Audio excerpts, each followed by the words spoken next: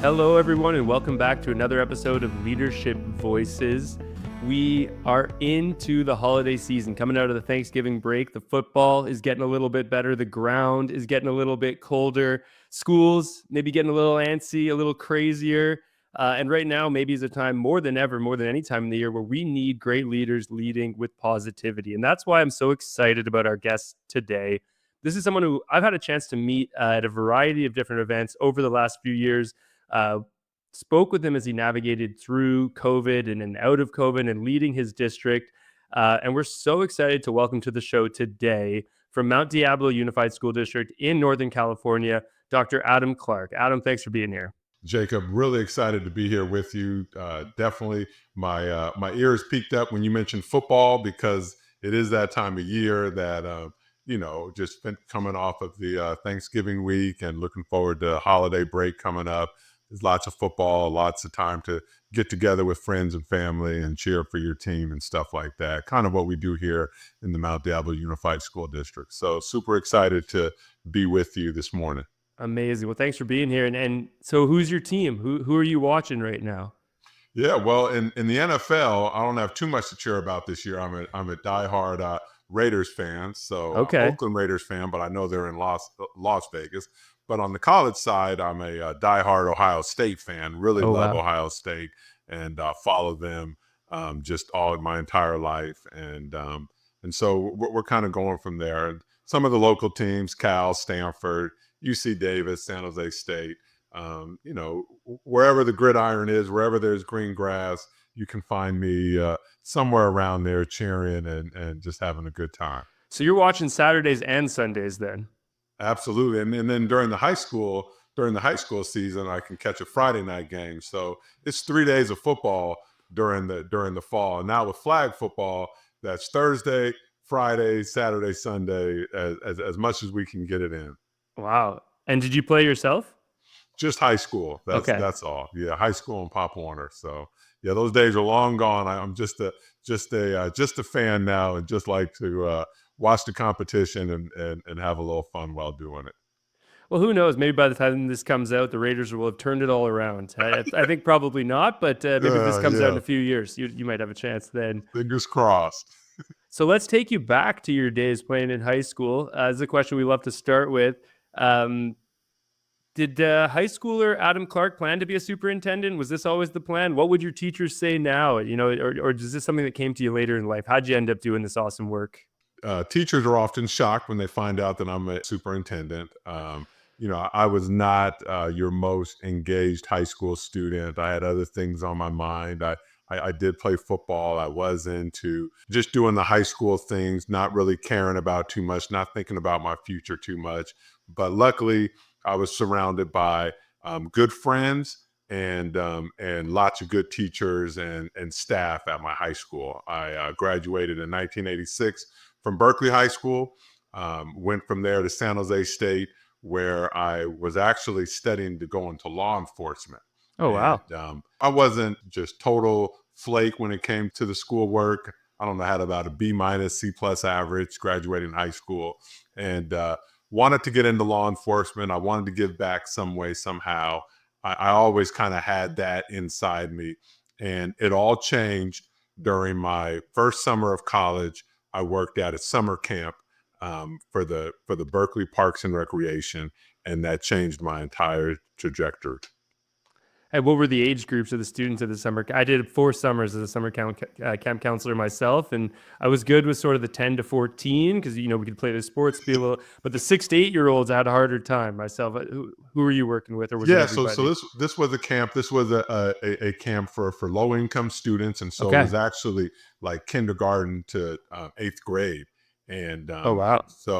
um, so it was a fairly big camp. I think we had about 50 students or so, and so I had a range, working with all different age groups in that environment. But just like you, I did in my entire college. I came home every summer and did that, and then even went into preschool teaching right after I graduated college, and was a preschool teacher for a little while. And so yeah, it was something that was very exciting.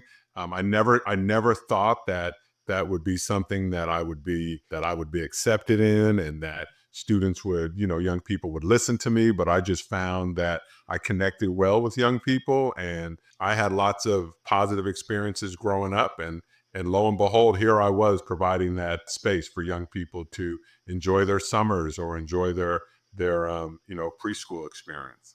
So you come out of that summer and you switch your degree from law enforcement into education? Yeah, it took me another year to kind of really Okay. figure out, because I was maybe going to go into juvenile justice or something like that. But actually, I ended up graduating with a sociology degree with a minor sort of independent study on high school dropouts. And Oh, wow. so that's kind of where I really started to dig into the research of why students dropped out of high school. And actually, when I went into teaching, I I went into to be an elementary teacher because I wanted to teach students how to read before third grade, because all the research had said that high numbers of students who end up in the juvenile justice system or drop out of high school were not reading a grade level by third grade. So I really wanted to kind of head that off from happening. That's amazing. And so you enter as a preschool, end up as a superintendent. Tell me about that journey of moving up and through such a big system. And was it your calling? Was that always the goal, or people kind of turn to you? And oftentimes, what we find and in folks we talk to on this show is that they didn't plan to end up in the leadership position. The community sort of looked at them and sort of called upon them. So I'm curious about your journey. Yeah, again, I was working in a preschool, and I signed up to be a substitute teacher in a big district in West Contra Costa Unified School District. And I got called, for my first day, and I literally got hired on my third day of work. Wow. I started on a Monday, and by Wednesday, I had a job offer to finish out the year for a class that had lost their teacher and could not keep a sub in the class. So started doing that. Got laid off at the end of the year a couple times because I didn't have my credential. But during during that time, during doing long-term sub positions and things like that, I did go back to school and earn a teaching credential. And then all of a sudden, I started doing intercession administration, summer school, teacher in charge, things like that. And one of my colleagues said, "Hey, I'm going for this admin. I'm going to join this admin program. Here goes a pamphlet if you're interested." And so I applied, got in, and did that. And kind of as I was doing that, I felt I was a leader in that program, in that cohort, in that class, and really measuring myself up against classmates. I said, you know what, this is actually something I could do. So from there, went to become a vice principal, and then an elementary principal, a middle school principal, a high school principal. All three.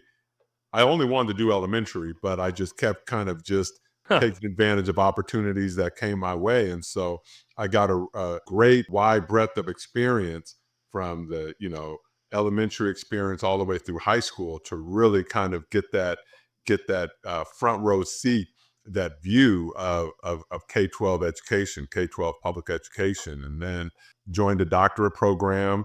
And then once I got into that doctorate program, that's really when I set my sights on the superintendency.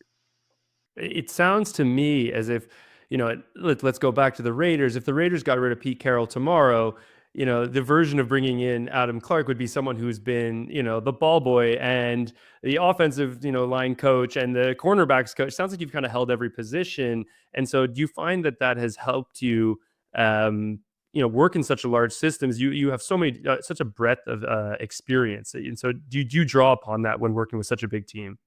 Yeah, and I went after being a principal. I went in. I was an assistant superintendent of student services, Okay. and then an associate superintendent of educational services.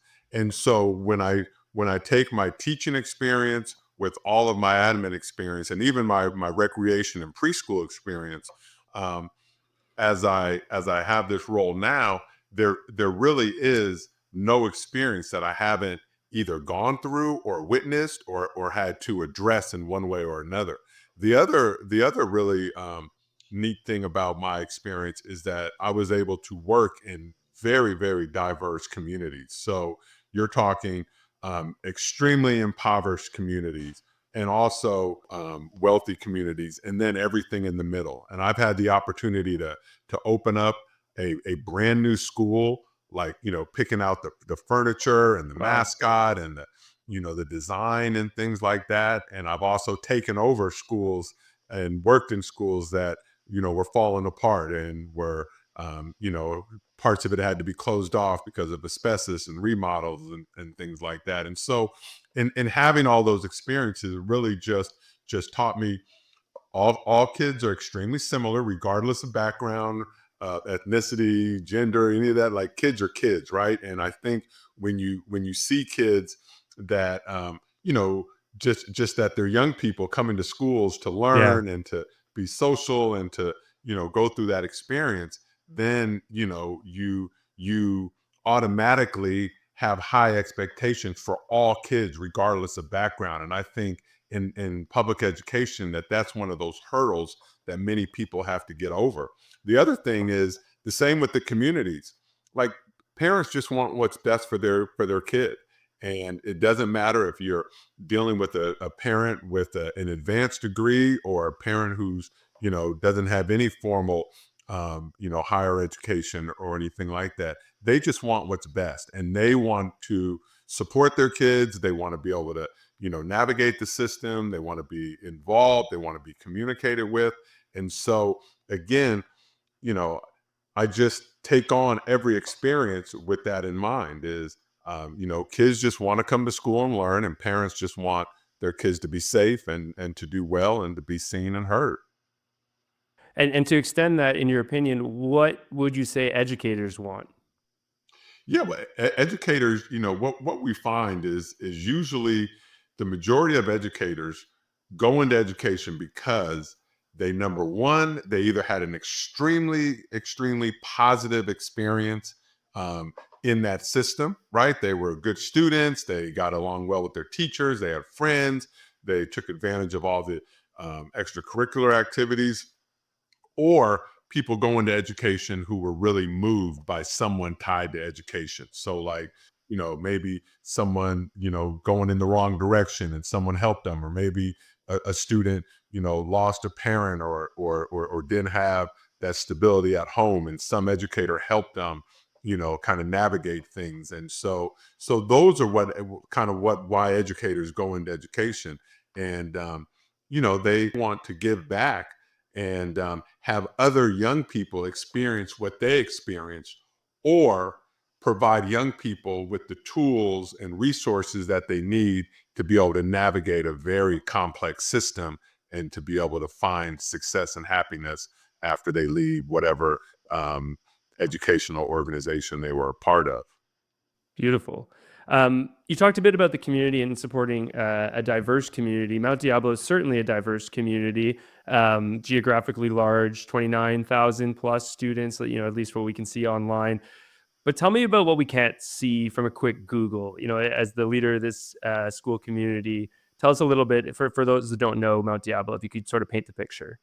Yeah, well, first of all, I'm asked because I travel around the country and I go to events and I go listen to dynamic speakers, and every now and then I even get to speak at some of these events and I've and seen you. Yeah. and share things. But what you really don't notice is, number one, is Mount Diablo is not necessarily a city or a town or or a place. It's a mountain. And Right. so there are these twin peaks that kind of overlook this huge valley, and within that valley, the Mount Diablo Unified School District covers 7 different cities. And Oh, wow. within those cities, again, just like my experience, you have extreme wealth, you have extreme poverty, we have extreme, we have some very rural areas in Mount Diablo, we have some very populated, we have new housing, old housing, we have some industry, and so those are kind of on the surface, is that there is not just one Mount Diablo. There's all kinds of places. Now, our district office is located in Concord, and Concord is our largest city. And so Mount Diablo has a very rich history. Our schools are communities. They're nestled inside of neighborhoods, and like they have walking paths that go from the houses and neighborhoods right onto the campuses or right onto the back fields and things like that. And so it is a tight knit community, even though it is so large. And so, but with that comes a great deal of challenges. We have an unequal distribution of resources, Right. right? Like, there's schools that have a lot more things than other schools. There's schools that are more staffed than other schools. There's resources that are not evenly distributed throughout the district. And so during my 6 years here, I've tried to um, find ways to ensure that everyone has what they need, to be successful. And whether, schools may need help with technology, and making sure that we're doing technology upgrades at particular schools where maybe that doesn't need to happen at another school, right? Because it was maybe built uh, um, you know more modern than some of our older schools. But just a lot going on, and sometimes we as adults, we have different expectations for different communities. And so that's been another area where we've tried to level that out and make sure that we have high expectations for all of our communities, and that all of our communities can succeed. And so that's been some underlying things that we've really had to address in terms of mindset and in terms of building culture, things like that, over the last few years here in Mount Diablo. Got it. And thanks for sharing. I'm curious, in a system as large as that with such diversity, how are you designing systems, whether it's, technology, as you mentioned, academic support, all sorts of different things, where it's maybe not about being equal, it's more about being equitable. And is that all the way down to the individual site level? Do you think of it in pockets? How do you approach that challenge? Yeah. So one thing that we think is very important is that um, our site leaders are everything, right? Because Right. they really manage, all of the students, all the staff on that particular site. And like you said, they need different things. It Yeah. cannot be a one size fits all. But in that same aspect, what we try to do is we try to look at the commonalities. So um, standardized testing, our local benchmarks that we use, making sure everyone is using the district and state adopted curriculum. So when all of those things are implemented with fidelity across the system, then we can start seeing, okay, where does the support need to happen? And yeah, we may need to provide additional math professional development, but that doesn't mean that every single teacher from every single school is going to come out for that same Right. math professional development. We can actually strategically um, either bring folks together or do it even the push-in model where we go into schools and do classroom walkthroughs and work with their instructional leadership teams in trying to get them the support they need. Probably the best way to kind of just paint a picture here is with language acquisition. At some of our schools, we have a very high population of students who are acquiring English, and so therefore, our multilingual department, may be spending more time at a particular school than they need to at another school, right? Because of that Of of that course. language acquisition. So there's things like that. I know that a lot of people are probably going, oh, well, he's just talking about equity. Yeah, that's essentially what it is, right? Is Right. you got to give folks what they need, not necessarily like we're going to give every single person, um, you know, this amount of resources. But if you don't need it, then why would you accept it? Or if you need a little bit more resources, then let's get you those resources.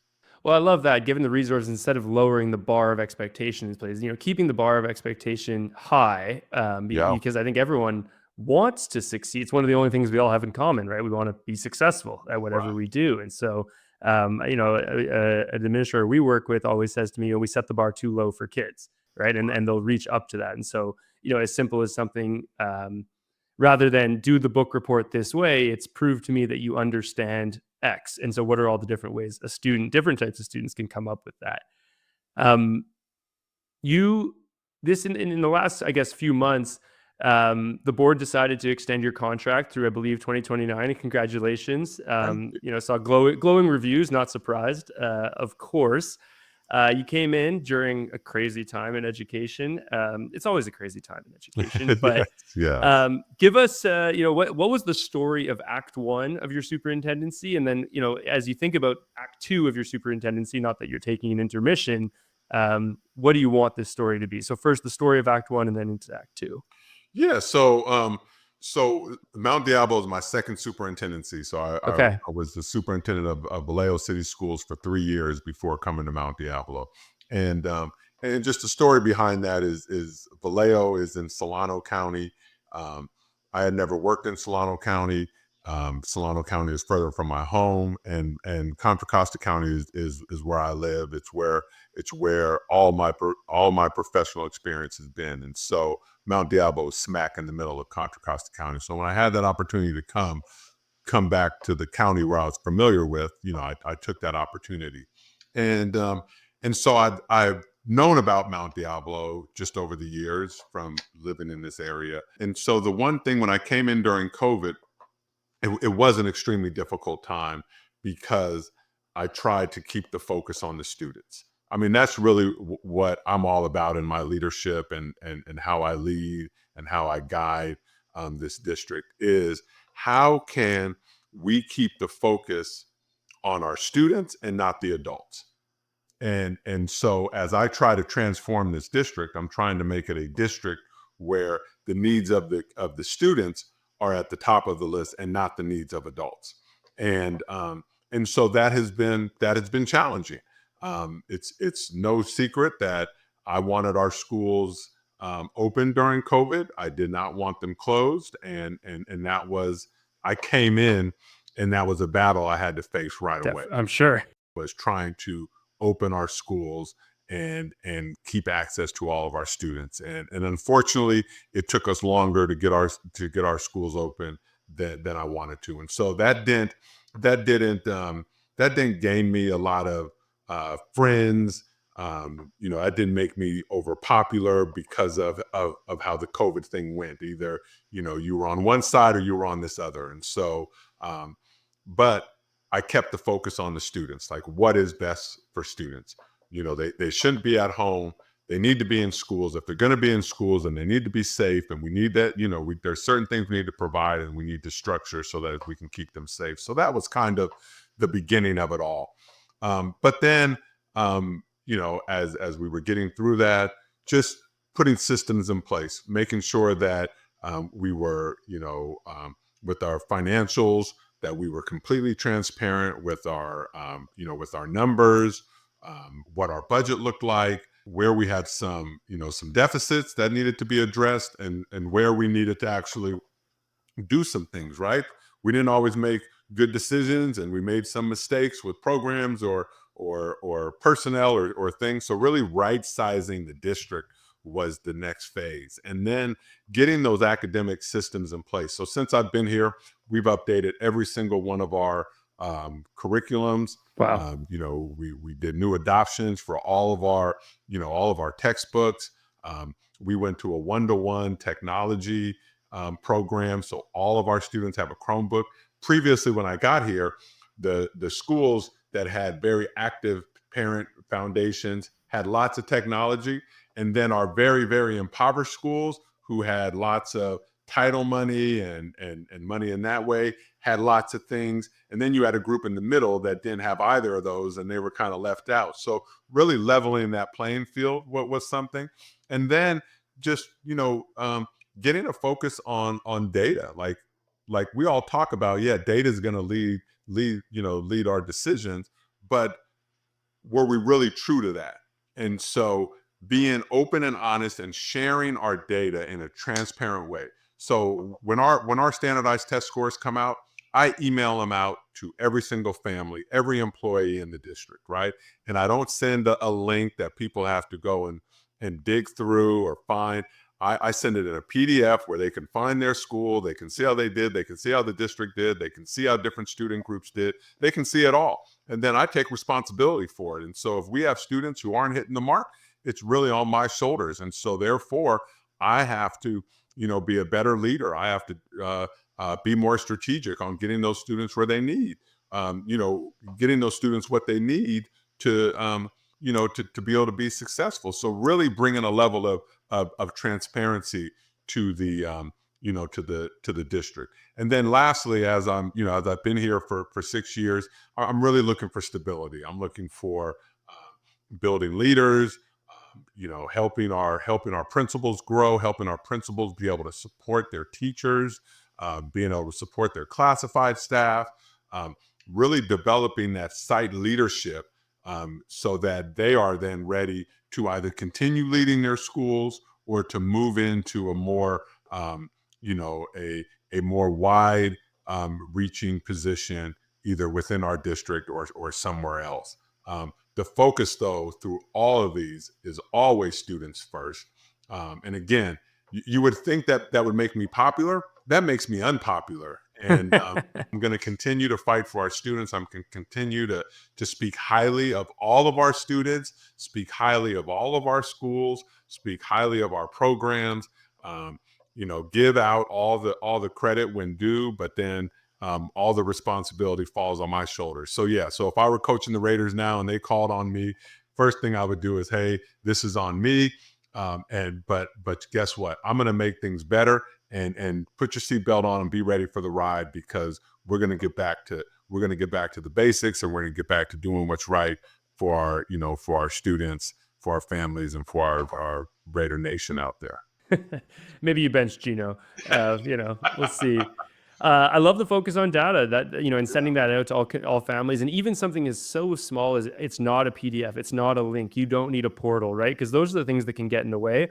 And traditionally, those types of barriers will be more of barriers for socioeconomically disadvantaged families, right? Families that are not showing up to all your meetings and things like that. So you're making it easier for everyone. Um, if you were, I see the screen behind you. If that screen behind you was your dashboard of, and maybe you have this, of your data, and every morning you walked in and you saw a few metrics, what would be on that magic dashboard that would let you know, kind of stepping on the scale, how's the district community doing that day? Yeah, so number one is something that is not looking good on our dashboard. As you know, we have a board meeting on December 10th, and we'll be presenting our dashboard to the board and to the community. And then I will also email out the recording to all of our families so that they can see, and they can see Great. the presentations. But the number one on there is students have to be in school, Okay. right? So chronic absenteeism is something that since the pandemic has really fallen off across the country, and definitely within Mount Diablo, where our dashboard is red for chronic absenteeism through many of our student groups, far too many. And so that would be something I'd want to see: who's in school, who is at our school today, and why are the other students not here? And do we have someone reaching out to those other students or those families? And on the flip side, do we have someone who's welcoming those students in? So that'd be number one on our dashboard. Number two would be our ELA.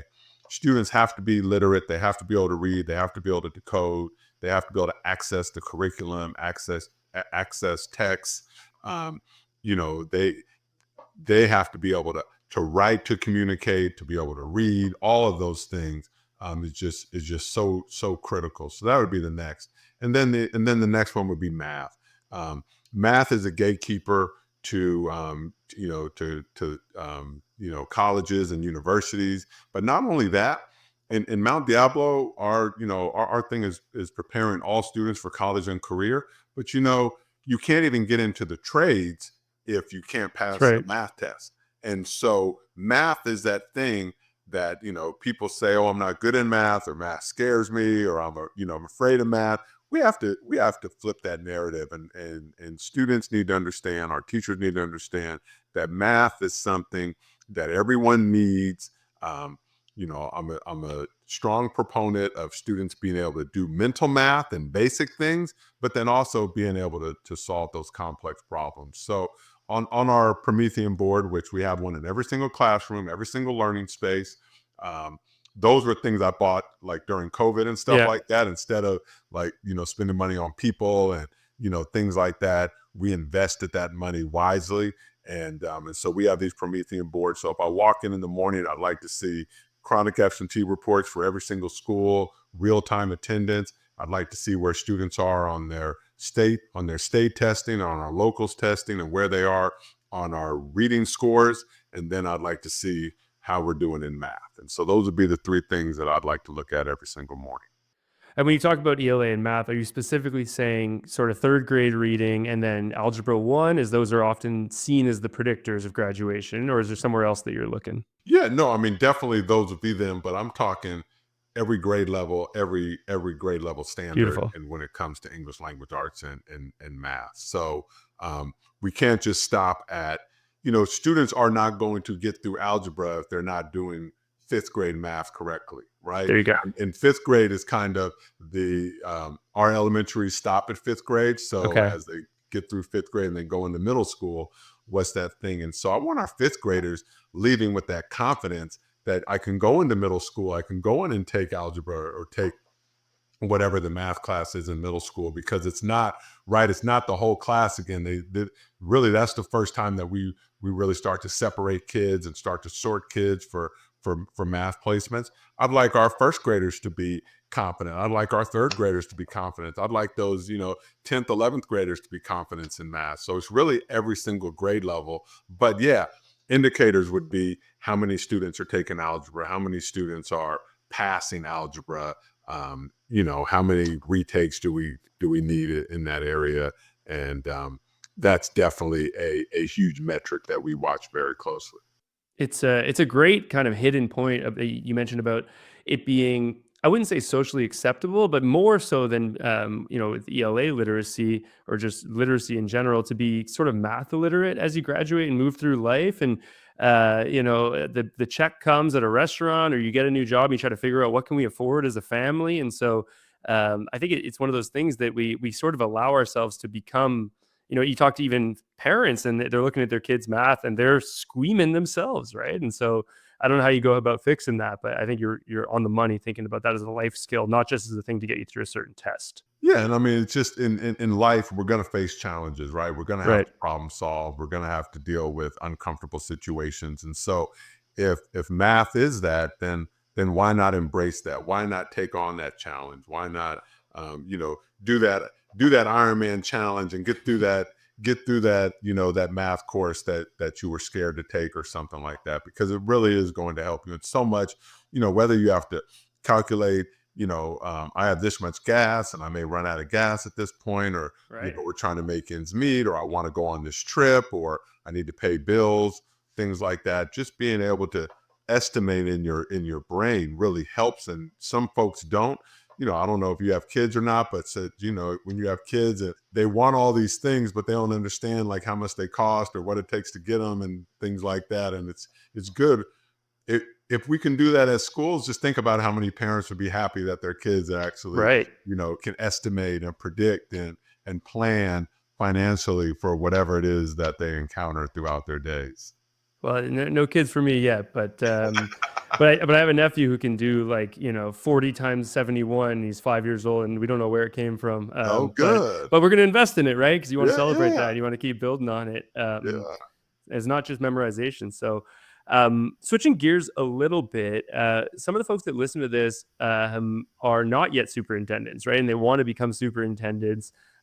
Without scaring them off, I wanted to ask you about some of the hidden parts of the job, because people know about the math and the ELA and maybe the cutting the ribbon at the new school. But even I saw a video you and your team did about the real risk of cyber security attacks and the amount of funding that you or dollars that you control. So, what are the hidden parts of the job that take up your time that maybe you didn't think about or that surprised you, or that you would want to make sure people get good at as they think about moving into the profession?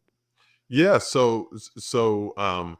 probably the most important thing of the superintendency, and it's probably the thing that people are the least prepared to address, Oh, is here we go. and this is a nugget. Take it for what There's it's going to be a worth. clip. This might be a clip. It is, but it really, as a superintendent, our job is to work with the board.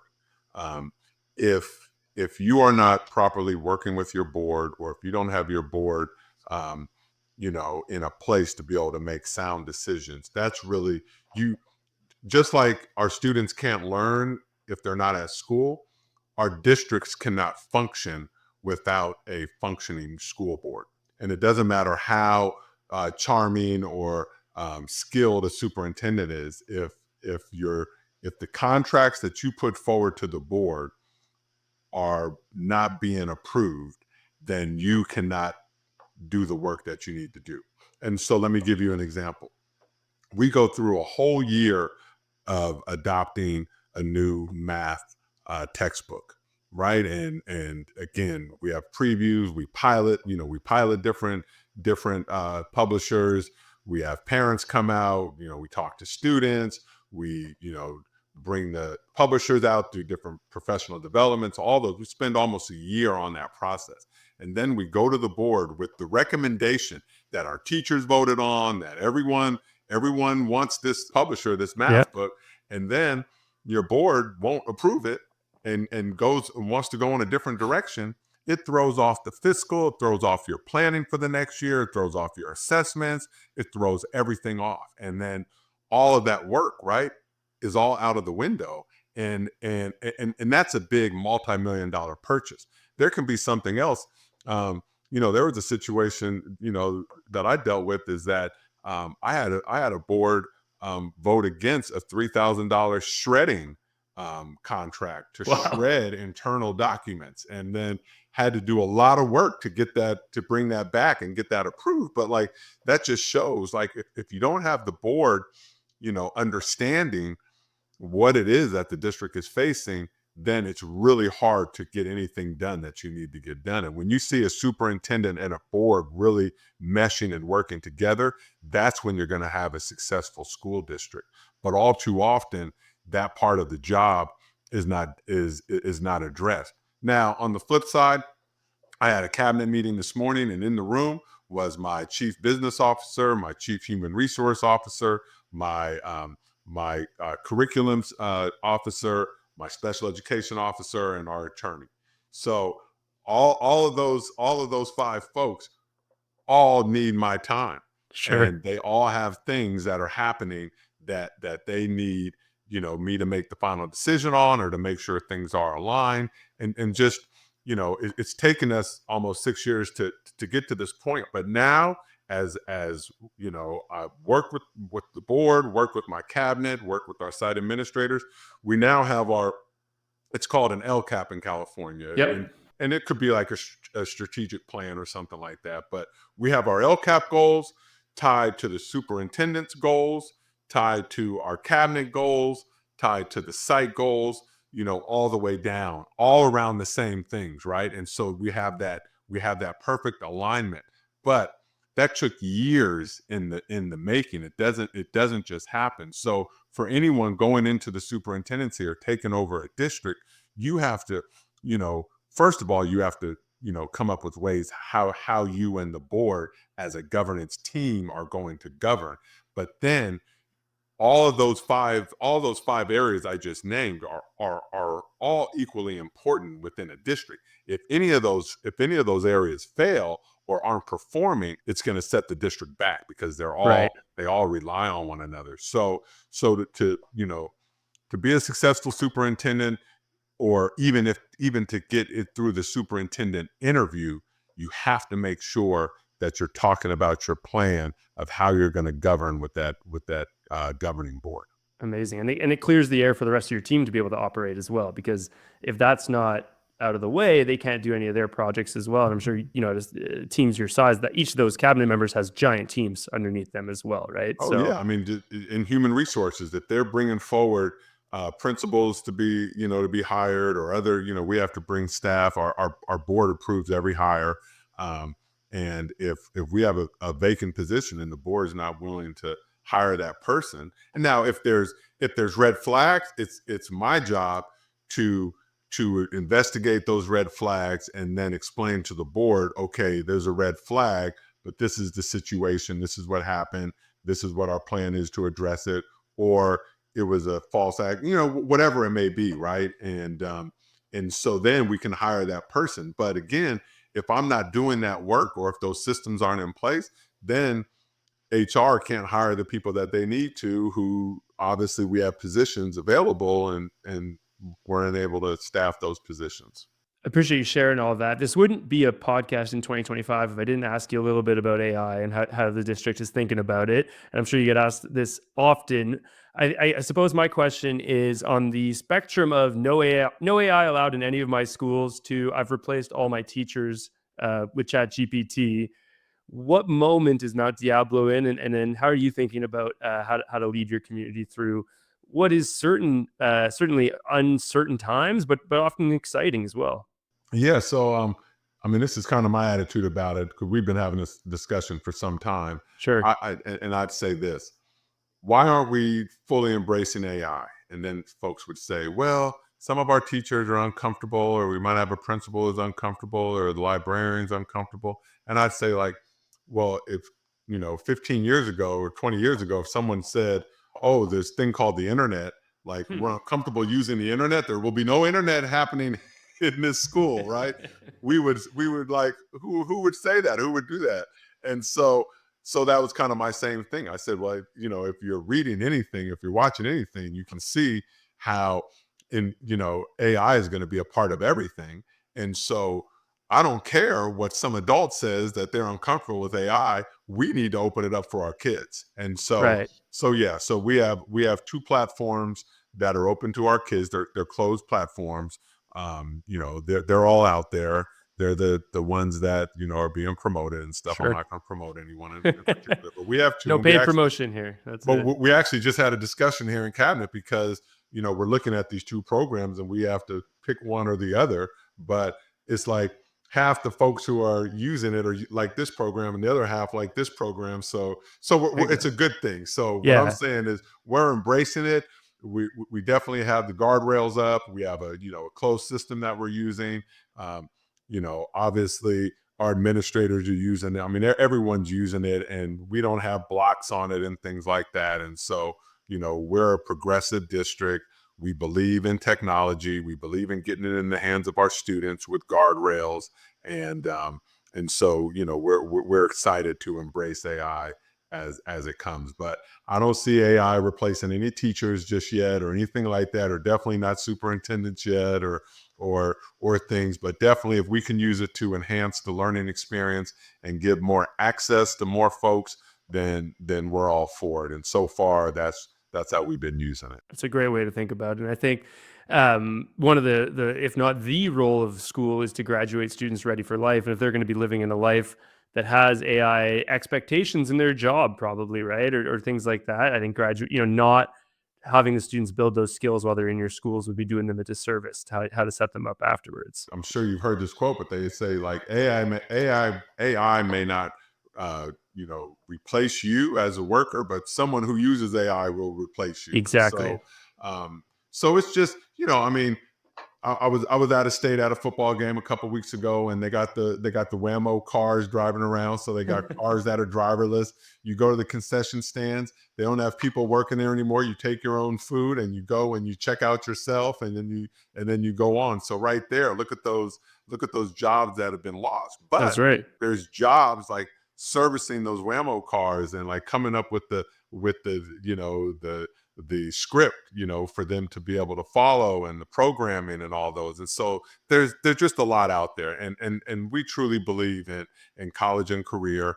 Not everyone is going to go to college. We want everyone to have the opportunity. So we want to make sure that we are graduating kids who are A to G, who are A to G compliant, and can go to a state school or a university. But then, hey, if they can't afford it, or if it's not in their, if it's not in their plan that they want to do something else, then you at least have the skills to go and get a job, or to go into the trades, which we market the trades like crazy in this district. That's We awesome. have we have CTE, career technical education.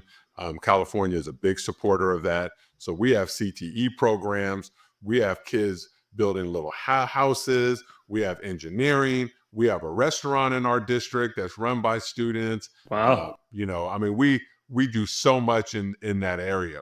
Um, you Is know, the restaurant open to the public, or who eats at the restaurant? the restaurant is open to the public a couple days a week, and then they Cool. also cater events for us. We hold lots of meetings down there and things like that. You know, one thing, Jacob, and I know this is something because before, as this podcast started, we were talking about this.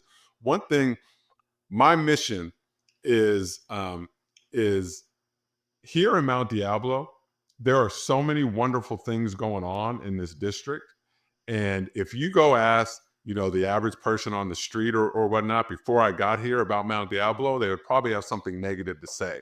And so what I did was I said, I'm not going to, I'm not going to let some, random stranger on the street define the work we're doing.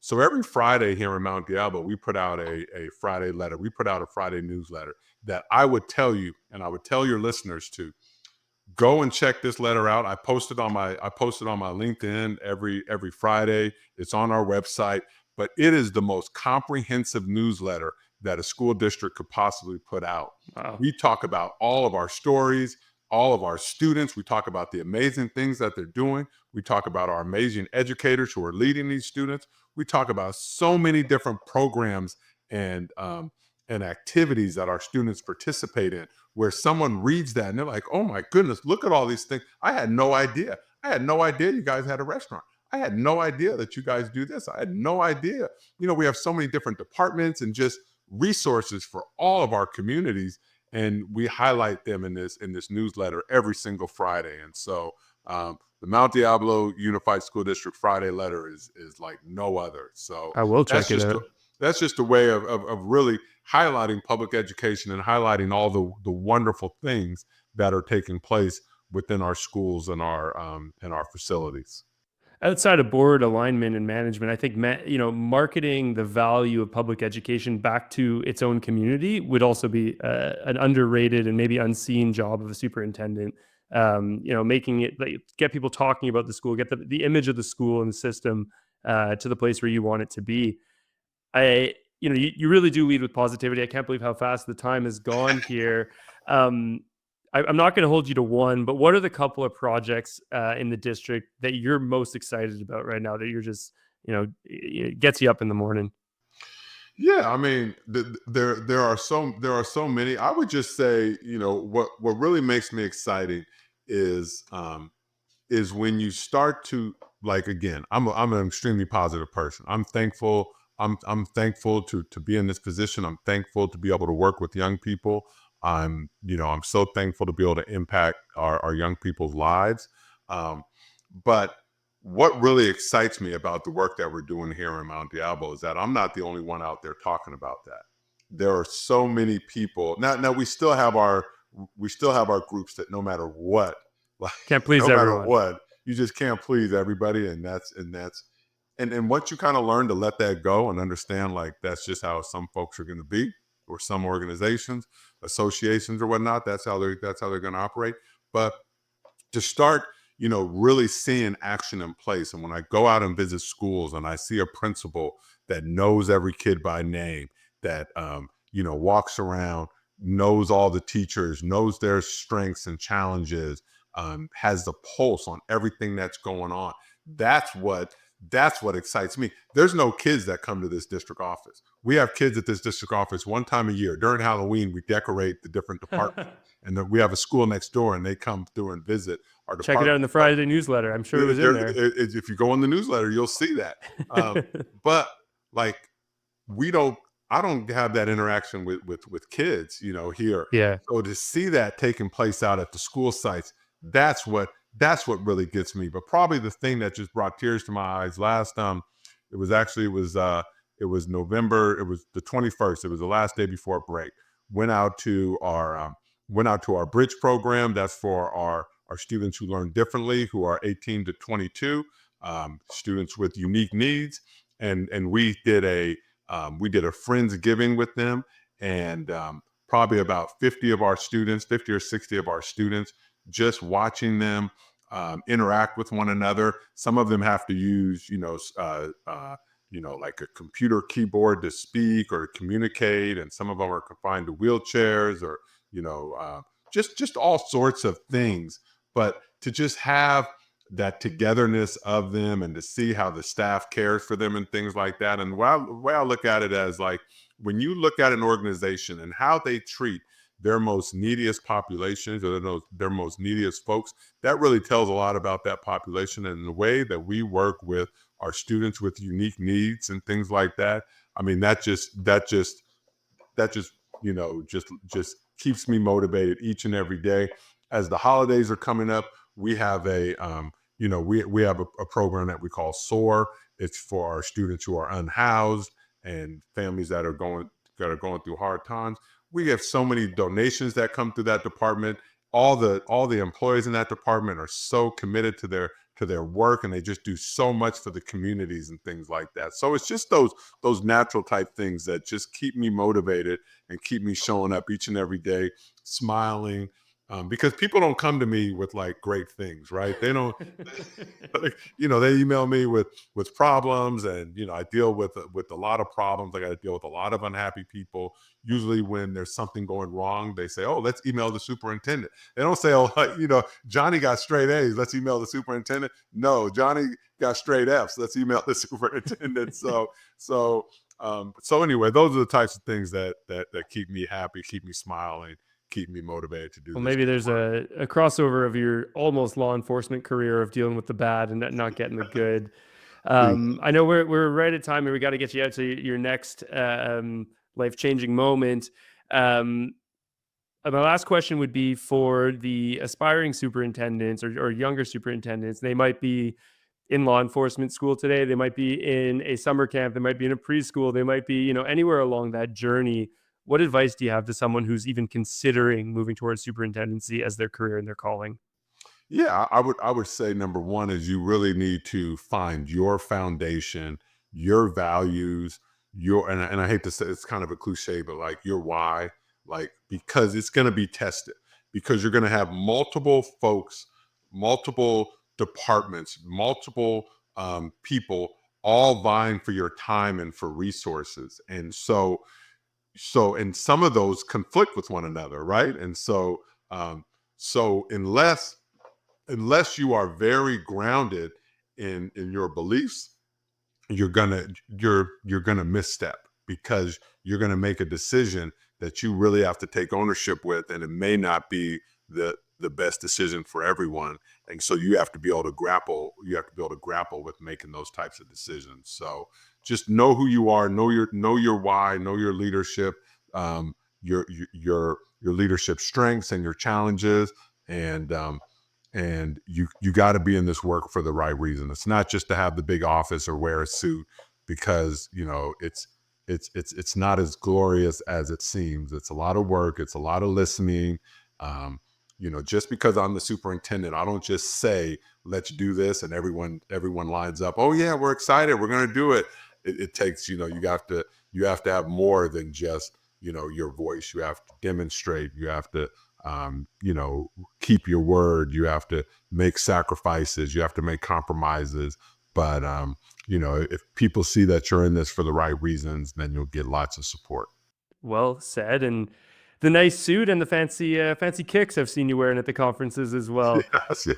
All right, everybody. This has been Dr. Adam Clark, Superintendent at Mount Diablo Unified School District in California. Adam, thanks so much for being here. We appreciate it. We know how busy you are, and we hope to see you soon. Great, Jacob. Appreciate you and all you're doing, and keep spreading that good word about public education. There's great things happening in our schools, but everyone's schools, and let's highlight that. Thank you. Great.